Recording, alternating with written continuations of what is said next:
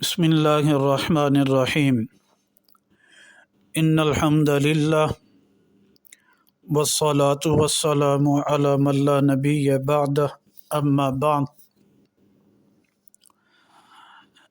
आज दरसे हदीस में बुखारी शरीफ की एक हदीस मुबारका किताबुल अंबिया बाब कौलिल्लाहि अज़्ज़ा वजल वलक़द अरसलना नूहन इला कौमी। बुखारी शरीफ की हदीस मुबारका रकमुल हदीस 3114। रावी हज़रत अबू हुरैरा रज़ी अल्लाह ताला अन्हु हैं।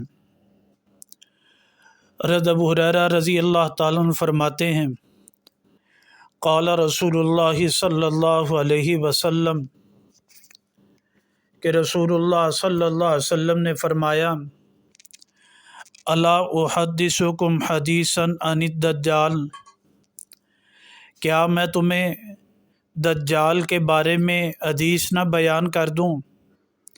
मा हद्दस बिही नबियुन कौमहु, जितने भी अम्बिया आए उनने अपनी कौम से बयान नहीं की। ये कहा कि इन्नहु आवर,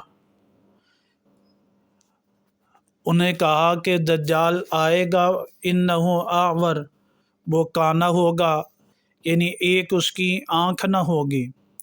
व इन्नहु यजीउ माअहु बिमिसालिल जन्नति वन्नार, और जब वो काना दज्जाल आएगा अपने साथ जन्नत और दोज़ख की मिसाल लाएगा। फल्लती यक़ूलु इन्नहल जन्नह, फरमाया जिसको वो जन्नत कहेगा, ही अन्नार, वो जहन्नम होगी।